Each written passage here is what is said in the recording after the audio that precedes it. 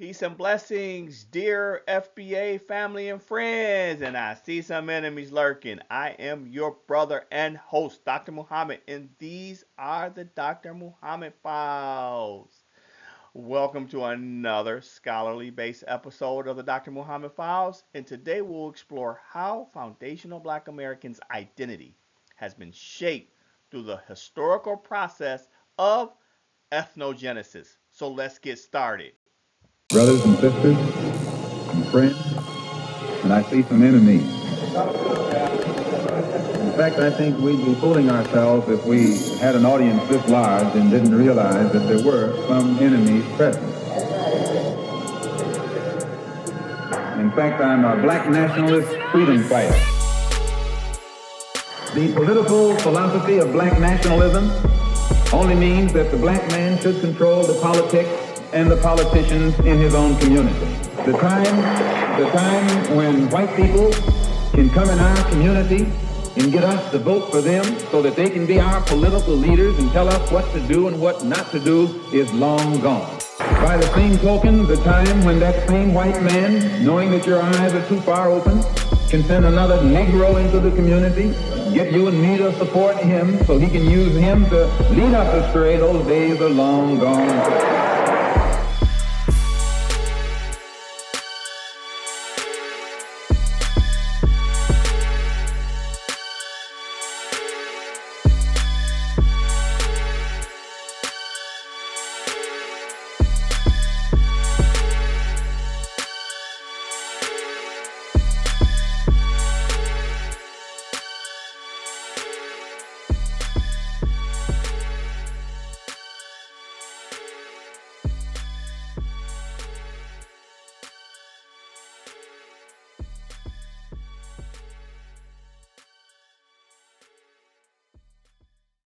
So, exploring how foundational Black Americans' identity has been shaped through the historical process of ethnogenesis, we look at a case study in my dissertation entitled Experiences of Foundational Black American Male Faculty, Exploring Anti-Black Racism at Predominantly White Institutions of Higher Learning. Based on archival data, SPOTS 2023 asserted African and European descendants claim Black Americans borrow from cultures too. Think about this, foundational Black American family, friends, and I see you enemies lurking. This assertion appears implausible considering the historical context of slavery, where nonconformity by Black Americans was met with death threats and challenge meant an immediate death sentence. However, over the course of 500 years, Black Americans engaging in ethnogenesis have transformed and redefined cultures in the Western world, and I would assert globally. So, the exploration of foundational Black Americans and their unique historical narrative and ethnicity rooted in an earlier presence in North America and characterized by resistance, culture, integration, and syncretism challenges traditional perspectives on the origins of Black Americans. And it also highlights why assuming an African identity is assisting in ethnocide. What is ethnocide, you ask? Great question. Ethnocide is the intentional and systematic obliteration of the culture, language, customs, and identity of a specific ethnic group. This alternative perspective opens avenues for a more nuanced understanding of the multifaceted influences that have shaped foundational Black Americans' culture elements, revealing a rich tapestry of heritage encompassing food, religion, and recreational activities. Simultaneously, it contributes to the establishment of ethnogenesis within the context of foundational Black Americans and further research toward a specific and unique group. Many scholars employ the terms Black and African American interchangeably, a practice that overlooks the ethnic heterogeneity that exists within the United States of America's black population. Likewise, foundational black Americans, we reject the concept of Pan-Africanism or Afrocentrism and the term African American, maintaining they constitute a distinct, meaning foundational black Americans maintain a distinct ethnic group with intricate culture, societal norms, and historical values that set us apart from African and Caribbean immigrants. Spots 2023 went on to say that both Eurocentrists and Afrocentrists neglect to fully recount the cultural, societal, and historical values of black Americans. Tariq Nasheed asserted ethnogenesis occurred from 1526 to the present. Ethnogenesis, as elucidated by Obina 2023, is a potent mechanism delineating the formation of ethnic groups like black Americans. Within the foundational black American community, individuals who cannot trace their lineage to slavery in the United States of America, because a lot of people will say, oh, well, my people were enslaved in the Caribbean. We're often referred to as non-foundational black Americans. Yes, you may have encountered slavery, but it's not linked to the United States of America, and it wasn't through black slavery, because then they'll say, oh, the Irish and all these people who were in servitude and not a form of perpetual slavery like foundational black Americans. So some individuals who identify as foundational black Americans hold the view that African and Caribbean immigrant communities do not sufficiently acknowledge or respect our unique lineage and historical experiences. As a result, some foundational black Americans advocate for a differentiation based on lineage between black Americans or FBA and other groups like African and Caribbean immigrants who could erroneously be perceived as integral to America's foundational history. So the ethnogenesis of foundational black Americans is not just a historical process, but an ongoing assertion of identity, culture, and self-determination, as we claim our lineage and challenge imposed narratives that's been imposed on us by the dominant society and a lot of melanated immigrants who have recently came to America. We must recognize that defining who we are is an act of resistance against cultural erasure. Understanding the distinct history of foundational black Americans is critical, not only in preserving our heritage, but also for ensuring that future generations can stand firmly in the knowledge of their true origins. So this brings us to the next part of our discussion, unpacking the historical term African American, oral traditions, and genetic evidence that further solidify the connection between foundational black Americans and indigenous American tribes, including black aboriginals. So again, in my dissertation, I assert the term African American was used to describe black Americans who trace their lineage to the founding or to the building of America, but has been used by some recent immigrants as well. And I talked about this in my previous podcast, including people like Elon Musk, a white South African American known for his entrepreneurship. According to scholars, this is a misnomer because some who were classified historically as quote unquote African Americans were indigenous to the land now known as the United States of America. Furthermore, the Africans who ultimately intermingled, and this is a very point of clarity here. The Africans who ultimately intermingle, the Africans that is, that were brought here on the slave ships, they ultimately intermingle with the native blacks, Europeans, and indigenous native tribes. Um, and even those Africans did not immigrate here. I've now recently heard this term of forced migration. Foundational Black American family, friends, and I see you enemies, you're always there. This, by labeling us as immigrants, this is another erasure tactic by the dominant society and distancing us from the rightful place in history that ties us to the building of the United States of America.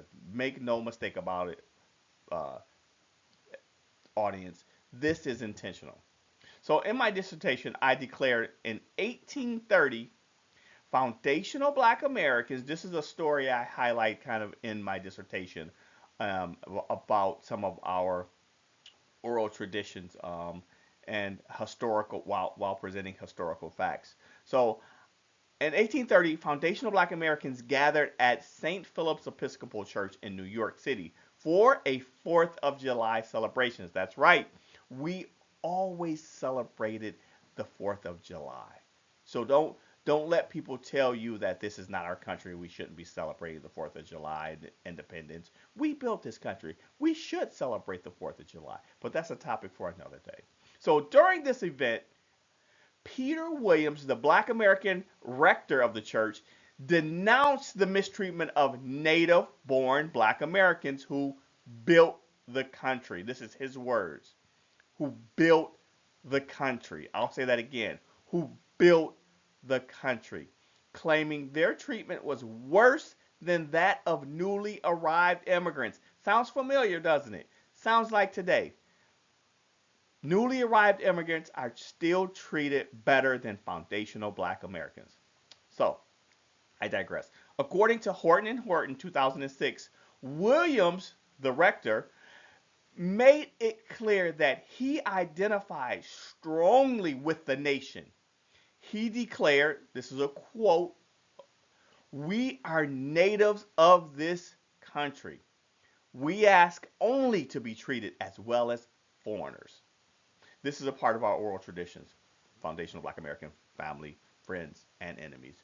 Historians embracing the foundational Black Americans perspective contend that emancipated and escaped Black individuals upon their liberation integrated with local Native American tribes, including, this is left out of a lot of historical context, including Black Aboriginals who were already here before Christopher Columbus and mixed with Europeans, thereby creating a distinct ethnicity and cultural identity. It's called ethnogenesis.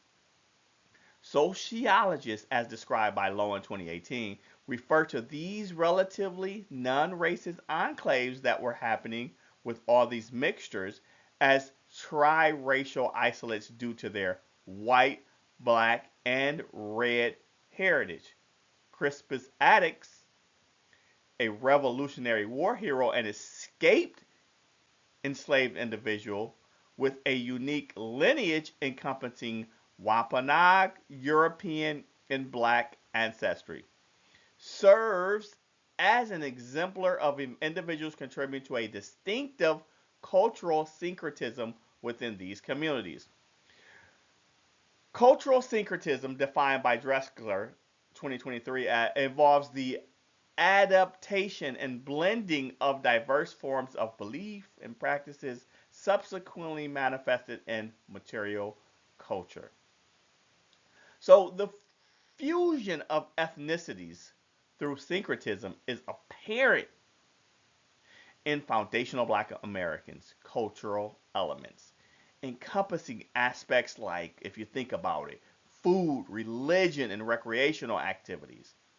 These historic dynamics, such as cultural, accentuate the rich and complex heritage of foundational Black Americans, highlighting our significant contributions to the cultural mosaic of the United States of America. So I apologize for putting everything, cramming everything onto this one slide, but here's another powerful example of our oral history. It comes from a book called Black Indian Slave Narratives by Patrick Minge is his name. Minges, I believe is how you pronounce it. Where first-hand accounts reveal the lived experiences of Black Native individuals who were part of indigenous communities, yet still subjugated to the horrors of slavery. So the story of Spence Johnson, a Black Native child who was kidnapped from the Choctaw Nation, which is part of my heritage, is the Choctaw Nation. We have, again, I talked about this in previous podcasts where we have pictures of my great great grandmother on the Choctaw Nation tribal land. So this underscores how the lines between Black and indigenous identities were often blurred, not by choice, but by the brutal realities of slavery and colonization. So his account highlights how foundational Black American ancestors were not only African descended, but also deeply embedded within the native societies, yet still vulnerable to the oppressive forces that sought to erase and exploit them. So one of the narratives that was given again by Spence Johnson was his name. He says, and I'll read it in the vernacular that was recorded at the time. "The nigger stiller done stole me and my mammy out in the Choctaw Nation up in the Indian Territory when I was about 3 years old. Bruder next, sis Hannah and my mammy and her two-step chillin' was down on the river washing. The nigger stillers, that's what they used to call them, the nigger stillers, drive up in a big carriage and my mammy just thought nothing, 'cause the ford was near dear and people gone and the road stopped to water the horses and rest all a while in the shade. By and by a man coaxes the two biggest children to the carriage and give them some kind of candy. Other children sees this and goes too. Two other men was walking round smoking and getting close to mammy all the time. When he can demand in the carriage, get the two big stepchildren in with him, and me and his sis climb in too, to see how come. Then the man holler, get the old one and let's get from here. With that, the two big men grabbed mammy and she fought and screeched and bit and cried. But they hit her on the head with something and drug her in and throwed he on the floor. The big chillins began to fight for mammy, but one of the men hit him hard and off they drive with the horses under the whip. Minges averred, he went on to say about Spence Johnson, on that day, the lives of Spence Johnson and everyone around him took a sudden and dramatic turn. One minute he and his family were by the river washing clothes. The next, they had been seized by what they used to call nigger stealers and sold down the river to Louisiana. Whereas once they were among the finest families of the Choctaw Nation, they now found themselves on the auction block, being sold to the highest bidder as commodities on the slave market. Speaking only their native tongue of the Choctaw, they were suddenly cast adrift in world of worlds and symbols they little understood, facing a plight unprecedented in their experiences. As they came to find out, the line between blacks and Indians in the 19th century were hardly as wide as many had thought. It seems that the slaves came in many colors, and the peculiar institution was no respecter of persons. So, Minge's account reveals what? It reveals that the brutal reality that not all those enslaved were of what? African descent alone. Many, and this is where we have to connect the dots, audience, foundational Black American family, friends, and enemies. Yes, those of African descent were captured, but so were the black native aboriginals. And what happened? They got all lumped together as freedmen. So you see, we did not all come from Africa. So many, like Spencer Johnson and his family, were indigenous or mixed black and native heritage, stolen from their communities and forced into chattel slavery system. Their story challenges the rigid racial binaries imposed by the dominant society and highlights the complex lineage of many foundational Black Americans like myself. And I'm contemplating on adding in the future pictures of my great grandmother, who was full blooded Choctaw, and her mom.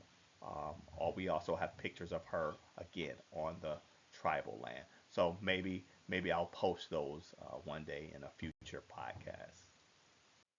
So, more supporting empirical evidence of our unique lineage in the book Black Indians, A Hidden Heritage by William Loren Katz, a book that uncovers the often overlooked history of the deep connections between Black and Native American communities in the Americas. The book explores how these groups forged alliances, intermarried, and created self sustaining Maroon settlements as acts of resistance against slavery and colonial oppression.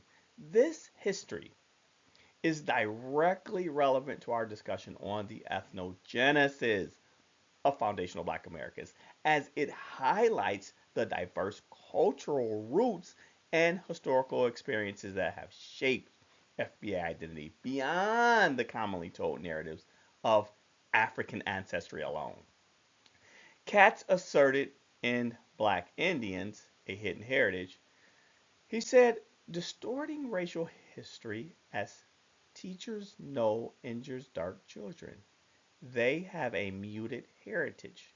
Despite Black Indian contributions to this land, neither Black nor Indian children nor their parents have an awareness of this legacy. Like whites, Native Americans learned in school that Africans were contented slaves and had no fighting traditions, certainly nor that allied them with Indians.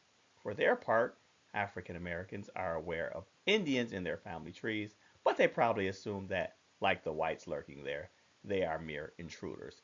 Such inaccurate beliefs hide a heritage worth exploring. Further, they divide people today who could benefit from the united forge by their ancestors. So Katz continued, when African Americans, he uses the misnomer, have pursued their genealogy, they have focused on their African roots and sought a meaningful Black heritage. Children of the Black awareness of the 1960s have rarely cared to mention an Indian ancestry because this might be seen as denial of their African origins and the value of Blackness. All this is part of the racial nightmare that we have inherited. This is a problem, or has been a problem, in the foundational Black American community.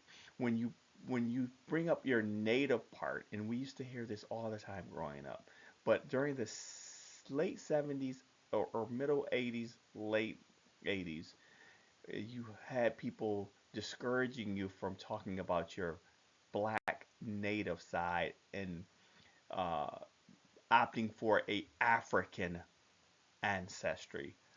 This was brought on by the likes of Jesse Jackson and the ilk. So it's important to reflect on how our historical awareness has been shaped. William Loring Kentz points out that many African Americans have focused primarily on their African ancestry while overlooking their indigenous roots, often out of fear that acknowledging their native lineage might be seen as rejection of blackness. But as we've explored today, the history of foundational black Americans is deeply intertwined with Native American nations, and reclaiming this full lineage is essential in understanding who we are. Not that we don't have any African ancestry, but we do not have exclusive African ancestry. This isn't about denial, it's about embracing the complexity of our ancestry, honoring the struggles of our ancestors, and resisting, this is fundamental, the erasure that has long sought to disconnect us from our true heritage. Our story is our survival, resistance, and self determination. So, as I stated in my previous podcast, many of us do not have African origins, or at least not a majority percentage of our lineage.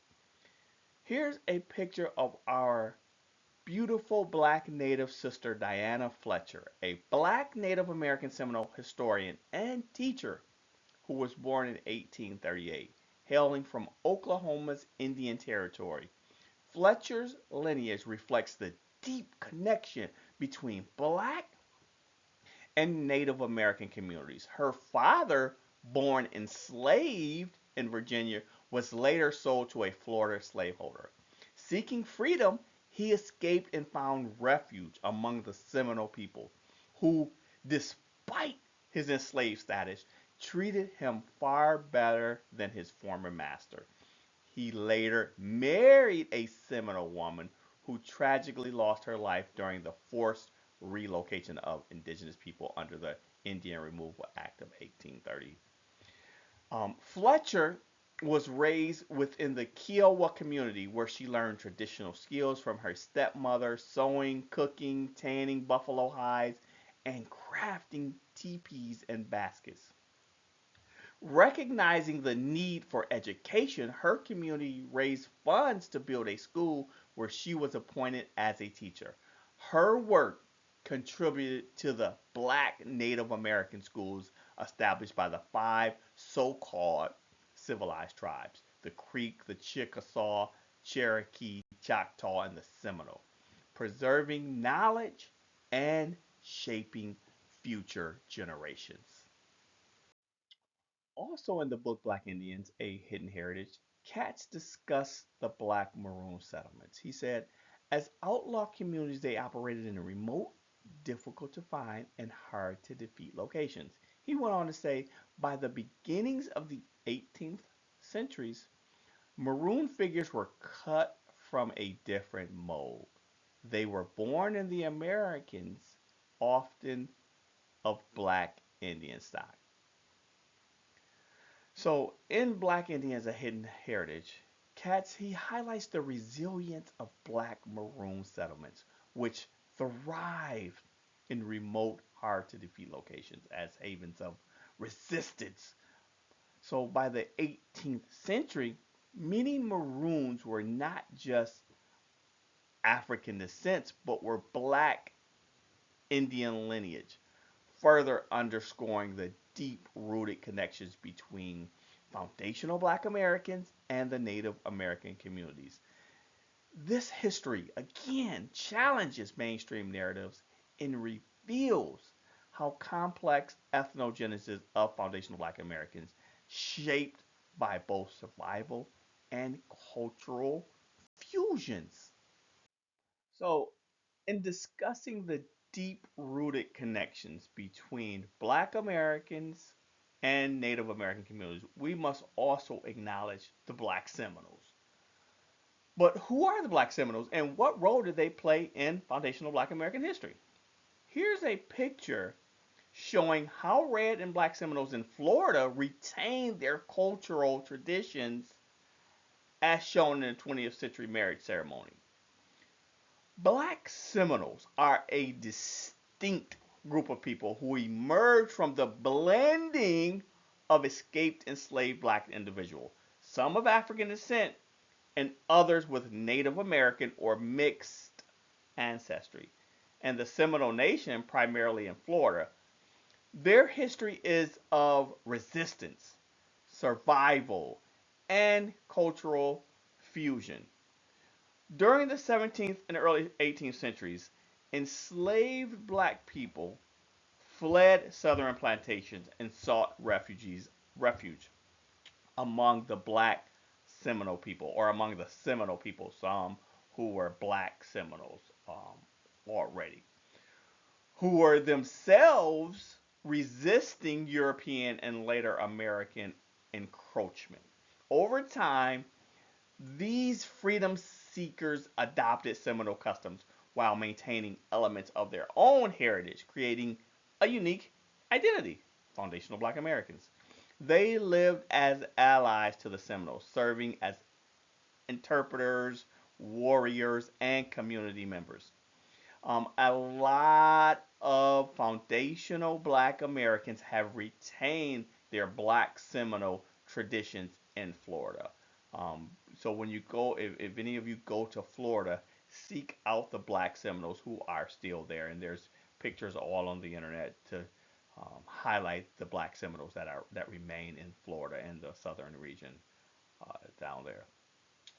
So, but however, as the United States expanded its control over Florida, the black Seminoles became, of course, a prime target for slave catchers and the U.S. government, which feared that their presence would inspire more enslaved people to escape, right? This led to the Seminole Wars, particularly the Second Seminole War between 1835 and 1842, where the black Seminoles played a crucial role in resisting the United States forces. Many were later forced into Indian Territory, now Oklahoma area, during the Trail of Tears. We all heard about the Trail of Tears, right? While others migrated further south into Mexico to help Mexico defend their territory, where they would later become known as the Muskogos. Look the Muskogos up. They're black. They actually, I seen a video just recently where brother, I forget his name, uh, but he goes all around, and he went down to Mexico and spoke to some of the Muskogos, and they say, yes, we are from America, Black American. We migrated here and helped fight um, for Mexico. So the legacy of the Black Seminole is deeply tied to the broader story of foundational Black Americans. Their resilience, cultural contribution, and fight for freedom it's essential, right, to understanding the ethnogenesis of foundational Black Americans and the complex history of Black and Native alliances in America. An example to understand the ethnogenesis of foundational Black Americans and the complex history of Black and Native alliances in America. In the book The Black Seminoles, History of Freedom Seeking People, Kenneth W. Porter averred they, being the Black Seminoles, thrived amazingly well under this regime. A traveler in the early 1820s, a time when the Seminoles, both the tribes people and the blacks, were not particularly prosperous, declared, the Negroes, both men and women, the finest looking people I have ever seen. They are much more intelligent than their owners. Another observer stated that the Indian Negroes are a fine form athletic race and speak English as well as Indian and feel satisfied with their situation. Thus, there was no group in Florida that would resist annexation more than the black Seminoles. The Spaniards would forfeit self rule and the tribespeople their land, but the black Seminoles would simultaneously lose their independence, their homes, and their freedom. Porter went on to say the contrast between the black Seminoles' situation in southern slavery was striking. Their everyday life was idyllic compared to that of plantation slaves. They built houses in their own villages, Indian style, with palmetto planks lashed to upright posts and thatched with palmetto leaves. And their dwellings were usually better constructed than the tribes people's. Furthermore, black Seminoles were not bound to the hoe. They spent part of their time hunting and fishing.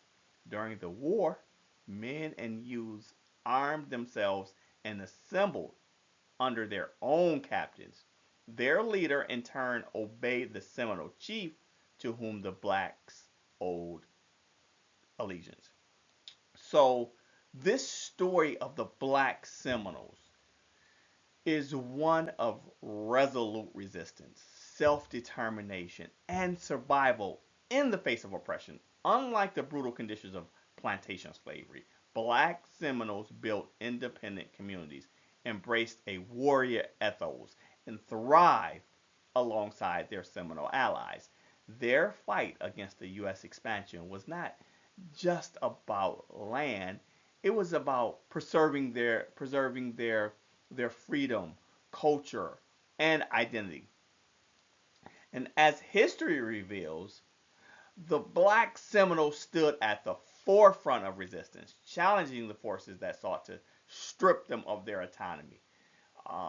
Their story, the black Seminole story, is a crucial part of the broader narrative of foundational black Americans, showcasing the resilience and ingenuity of a people who refuse to be subjugated. Understanding their legacy strengthens our grasp of ethnogenesis and the unique lineage of foundational black American descendants. Their struggle, the black Seminole struggle and triumph, serve as a powerful testament to the enduring fight for freedom, a fight that continues to shape our identity and historical consciousness even up until today. So, in conclusion, FBA family, friends, and enemies, reclaiming FBA identity and legacy, our legacy, is fundamental. Using ethnogenesis as a resistance. The formation of foundational black Americans' identity is not just historical, it's an ongoing act of self determination. We prefer lineage over labels. Foundational black Americans reject imposed identities that blur our unique historical and cultural heritage. Recognizing our distinct lineage is crucial to preserving our history and preventing ethnocide or ethnomelanism, cultural syncretism and survival. From early black native alliances to the resistance of the black Seminoles, foundational black Americans have continually shaped, innovated, and influenced culture in ways that extend beyond mainstream narratives. We challenge the erasure of foundational black Americans. The misclassification of foundational black Americans as African Americans or part of Pan African frameworks contributes to historical distortion. Reclaiming our identity is a direct challenge to systemic ethnomelanism. The call to action, understanding our true history, empowers us to shape our future by reclaiming our identity and educating future generations.